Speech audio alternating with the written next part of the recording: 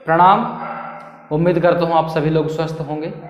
तो इस योगासन की सीरीज में जो आज का हमारा आसन है उसका नाम है योग मुद्रासन। और मन को स्थिर करने के जिस प्रकार ये मन को स्थिर करता है, मन को शांत करता है, शायद उसी परिप्रेक्ष्य में इसका नाम योग गया होगा, योग मुद्रासन भी रखा गया होगा। तो शुरू करते हैं। पहले इसकी विधि का वर्णन करते हैं, फिर देखेंगे इसका क्या क्या बेनिफिट्स होता है और साथ में देखेंगे कि सावधानियाँ क्या क्या होती है। तो शुरू करते हैं विधि को।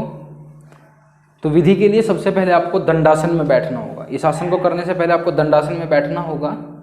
दंडासन में बैठते हुए हमें ध्यान रखना है कि पैर सीधे और साथ में हमारी बैक बिल्कुल स्ट्रेट, कमर गर्दन सीधी। उसके बाद आपको पद्मासन लगाना है। और पद्मासन, जिसका पद्मासन नहीं लगता उसके लिए हमने पहले से वीडियो बनाया हुआ है, जिसे देख करके आप इजीली पद्मासन को सीख सकते हैं कि कैसे हम पद्मासन लगा सकते हैं। तो पद्मासन लगाने के बाद सबसे पहले आप पद्मासन लगाइए। और पद्मासन लगाने के बाद अपने दोनों हाथों को, मीन्स आपकी जो राइट हैंड की कलाई है उसको लेफ्ट हैंड से पकड़ लो। कमर गर्दन सीधी अभी भी। अब क्या करना है कि आपको श्वास छोड़ते हुए सामने की तरफ झुकना है। श्वास छोड़ते हुए, ध्यान रखना, श्वास छोड़ते हुए।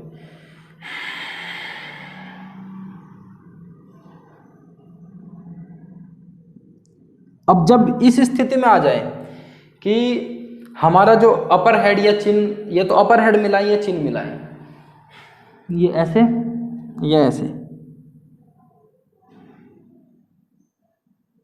श्वास बाहर। तो कोशिश करें कि आपके जो हिप हैं वो जमीन से टच रहें, जमीन से ऊपर ना उठे। कई बार क्या होता है कि ज़्यादा फाइन करने के चक्कर में हम कुछ चीज़ों में लैग कर जाते हैं। तो क्या होगा, अगर हम हल्का सा ढीला छोड़ देंगे तो क्या होगा कि हमारे जो हिप है या हमारी कमर है ऊपर उठ जाएगी। तो उससे क्या होगा कि जहाँ मसल्स में जो खिंचाव आना चाहिए, जो हमारे हार्मस्टिक मसल्स और जो साइटिका नर्व में जो खिंचाव आता है, वो खिंचाव खत्म हो जाएगा। जब वो खिंचाव खत्म हो जाएगा तो उसका पूर्ण रूप से बेनिफिट नहीं मिल पाएगा। तो देखते हैं, दोबारा करते हैं इसको। और दूसरा क्या करना है, एक तो ऐसे होता है कि ये कर दिया हमने, ये सरल हो गया कि हमने हेड मिला दिया, लेकिन कोशिश करें कि शरीर को थोड़ा सा लंबा खींच करके ले जाएं।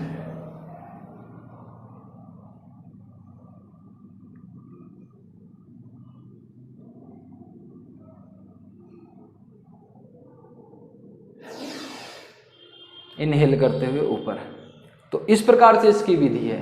क्या करना है कि शरीर को लंबा खींच करके ले जाना है। लंबा खींचना है शरीर को।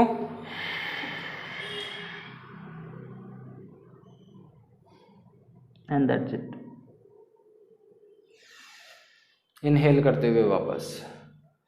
तो इसमें क्या रहेगा, एक तो विधि ये होगी कि आपको हाथ पीछे रखना है। इसमें एक विधि और इस्तेमाल की जाती है कई बार। तो उस विधि में क्या करते हैं, आपको अपना जो हाथ है वो स्टमक पे, मतलब नेवल के इर्द गिर्द रखना होता है, नेवल के ऊपर रखना होता है और उसके ऊपर दूसरा हाथ। और फिर श्वास बाहर, जिस प्रकार हम कपालभाति में श्वास को बाहर छोड़ते हैं उस प्रकार श्वास को पूर्ण रूप से बाहर, जितना बाहर आप कर सकते हैं, और उसको बाहर ही रोक देंगे। And then down.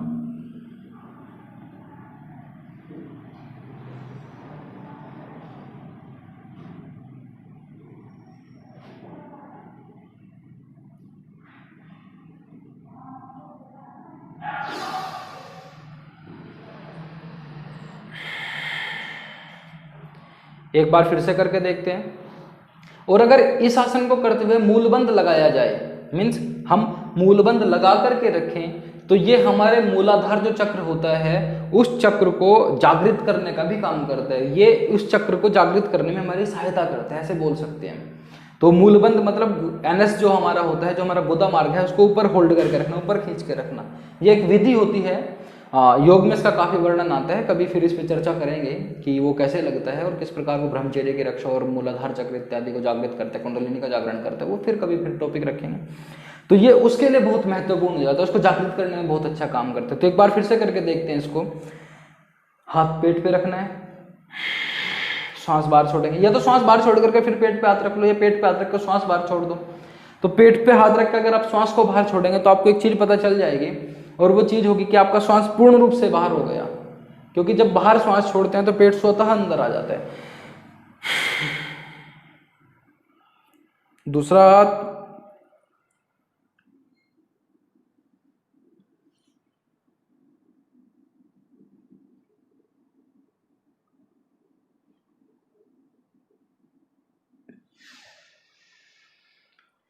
तो इस प्रकार से आपको इसका अभ्यास करना है।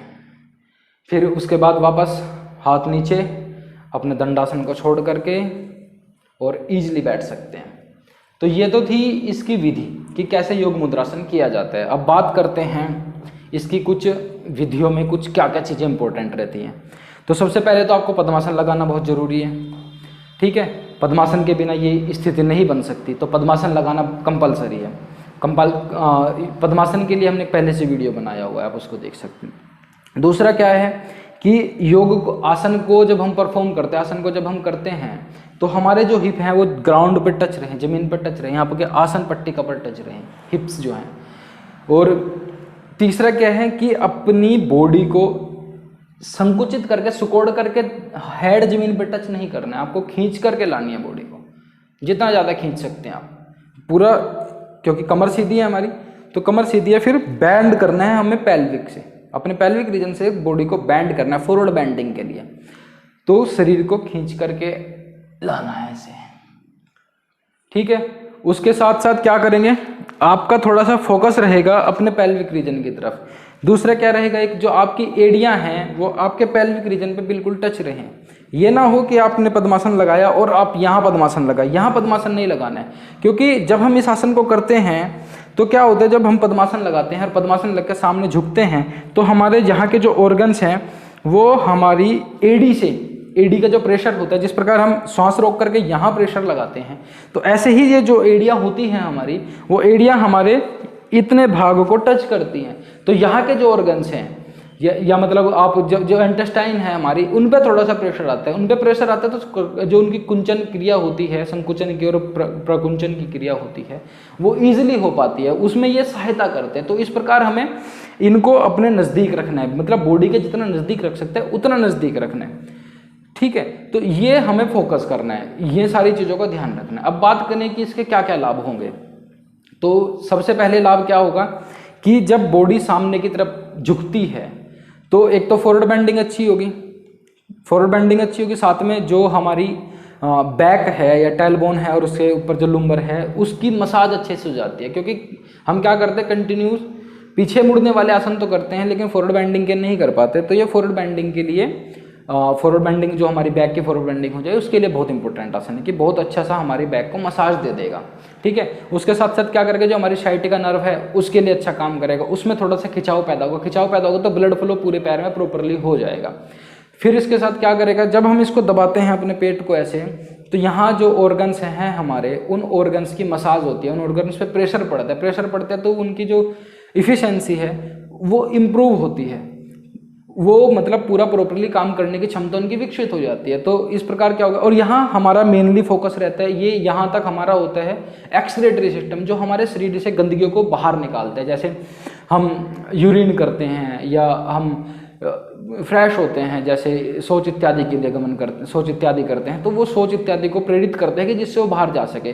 दूसरा, जो हमारी शरीर की अपान वायु है, अपान वायु को मतलब कंट्रोल्ड करते हैं। कंट्रोल मीन्स कि बहुत ज़्यादा उसका विकास ना हो, विकास ना हो मतलब बहुत ज़्यादा रूप से विकास ना हो, जिससे कि पूरा दिन गैस बनती रहे पेट में, उसको समाप्त करके वो अपान वायु को उस क्रिया में लगाते हैं जिस क्रिया के लिए अपान प्राण हमारा बना हुआ है, मीन्स एक्सक्रीटरी सिस्टम के लिए, उसको शरीर से गंदगी को बाहर निकालने के लिए, तो वो बहुत अच्छा होता है। उसके साथ साथ क्या होता है, ये हमारा जो नेवल डिस्प्लेसमेंट होता है, मतलब नाभि खिसक जाती है, नाभि डिग जाती है, तो उसको एक जगह मतलब रोक देता है, उसका होना बार बार होना उसको समाप्त कर देता है। तो ये बहुत ज़्यादा इंपॉर्टेंट है अगर उस चीज़ को रोकना है। फिर उसके साथ क्या करते हैं, अब चलते हैं सबसे बढ़िया, जो इसके सबसे ज़्यादा जो बेनिफिट होते हैं उनकी तरफ, डाइजेस्टिव सिस्टम से अलग। तो वो क्या है कि ये हमारे, जब हम फॉरवर्ड बेंडिंग करते हैं, सामने झुकते हैं, तो हमारा हेड क्या है, हमारा हेड जमीन पे टच होता है। तो जमीन पे टच होने से हमारा अहंकार, हमारा क्रोध और हमारे मन को संतुष्टि मिलती है। अहंकार क्रोध शांत होकर के मन संतुष्ट होता है, मन को प्रसन्नता मिलती है, मस्तिष्क को तेज मिलता है, मस्तिष्क को ओज मिलता है, मस्तिष्क को शक्ति मिलती है। तो ये मस्तिष्क के लिए इतना अच्छा आसन है। प्लस अगर हम पढ़ाई करते हैं और पढ़ाई करते हुए हमारा मन नहीं लगता, और अब हमें पता है कि अगर हम मन लगा करके पढ़ाई ना करें तो हमारे अनुकूल रिजल्ट नहीं आता, हमारे अनुकूल परिणाम हमें प्राप्त नहीं होता। तो जब भी हम पढ़ाई करें और अगर हम मन लगा कर पढ़ाई करते हैं तो क्या होता है कि हमारे अनुकूल रिजल्ट मिलना प्रारंभ हो जाता है। लेकिन होता क्या है कि जब हम पढ़ने बैठते हैं तो हमारा माइंड कंसंट्रेट नहीं हो पाता, कंसंट्रेट नहीं कर पाता, तो हम पढ़ ही नहीं पाते। तो इस आसन के निरंतर अभ्यास से जब हम इस आसन का परफॉर्मेंस करते रहते, डेली करते रहते, डेली बेसिस पे, तो क्या होता है, हमारा मस्तिष्क शांत हो जाता है और हमारी कंसंट्रेशन पावर बढ़ जाती है, हमारी एकाग्रता बढ़ जाती है। जब एकाग्रता बढ़ जाएगी तो किसी भी काम को करने में हमारा मन लगेगा। अगर हम पढ़ाई करते हैं तो हम 100% इफिशिएंसी दे सकते हैं पढ़ते हुए। तो ये मस्तिष्क के लिए इतना ज़्यादा महत्वपूर्ण है। उसके साथ क्या करेगा, उसके साथ साथ ही हमारे जो हेयर ग्रोथ है उसको इम्प्रूव करेगा, हेयर ग्रोथ को बढ़ाएगा, क्योंकि ब्लड फ्लो हमारे सर की तरफ हो जाएगा। ब्लड फ्लो सर की तरफ होगा तो वहाँ ऑक्सीजनेटेड ब्लड मिल जाएगा, ऑक्सीजन पहुँच जाएगा, ऑक्सीजन पहुँच जाएगी तो वो अपना ग्रोथ स्टार्ट कर देंगे, दोबारा से बढ़िया प्रारंभ कर देंगे। तो ये हमारी ग्रोथ के लिए भी बहुत अच्छा है। इसके साथ साथ क्या करता है अच्छा काम, ये हमारी रक्त का शुद्धिकरण करता है। शरीर से जो रक्त भ्रमण करता है पूरे शरीर में उसका शुद्धिकरण करता है, बहुत अच्छा शुद्धिकरण करता है, बहुत जल्दी शुद्धिकरण करता है। कि उसका एक रीजन क्या है कि जो हमारे शरीर में मल जमा है तो मसाज होने पर वो उस स्थान पर दबाव पड़ने से, जैसे हम पेट को दबाते हैं, यहाँ से ये हमारी एड़ियाँ इसको दबाती हैं, तो उससे दबने से क्या होता है, वो एक्सक्रीटरी सिस्टम एक्टिवेट होकर के शरीर की गंदगी को बाहर निकाल देता है। और हम जानते हैं कि 70% जो रक्त के जो दोष हैं वो शरीर में जमा होने वाली गंदगी से ही होते हैं। तो जब शरीर की गंदगी बाहर निकल जाएगी तो रक्त का शुद्धिकरण स्वतः हो जाएगा। तो ये रक्त के शुद्धिकरण के लिए बहुत अच्छा है। और ऐसा भी कहा जाता है कि कुष्ठ रोगों को भी समाप्त करने वाला आसन है।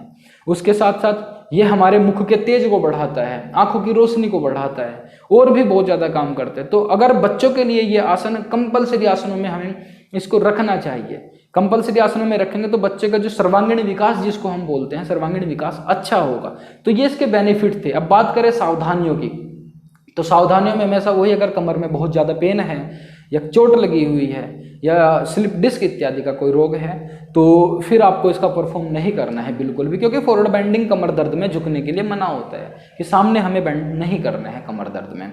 दूसरा, अगर हर्निया है तो भी आपको इसका प्रयोग नहीं करना है। प्रेग्नेंट हैं तो भी इसका प्रयोग नहीं करना है। और मेंस्ट्रुअल प्रॉब्लम में है, मतलब जो मंथली से कैरिकुलम होता है माताओं का, मासिक धर्म जिसको बोलते हैं, अगर उसमें है तो भी इसका परफॉर्म नहीं करना है। तो इन सारी चीज़ों से बच करके फिर इसका परफॉर्म करना है। दूसरा, ये हार्ट रोगों के लिए बहुत अच्छा है, हृदय के लिए बहुत अच्छा है, लेकिन साथ ही ये हमारे ब्लड फ्लो को बढ़ा देता है, बीपी को बढ़ा देता है। और कमज़ोर दिल वाले इसको ना करें। कमज़ोर दिल वाले क्यों ना करें, क्योंकि जब हम श्वास को बाहर रोक देंगे तो ब्लड का बहुत ज़्यादा प्रेशर बढ़ जाएगा, तो हो सकता है कि हार्ट चौक हो जाए।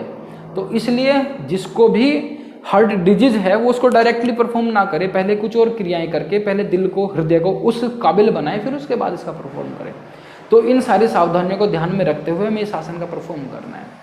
तो उम्मीद करता हूं कि आप लोगों को ये वीडियो अच्छा लगा होगा, और इसी प्रकार के अन्य वीडियो देखने के लिए आप हमारे साथ बने रहिए, और आप हमारे फेसबुक पेज यूज्ड योगी को जरूर फॉलो करें। नमस्कार, स्वस्थ रहिए, खुश रहिए, धन्यवाद।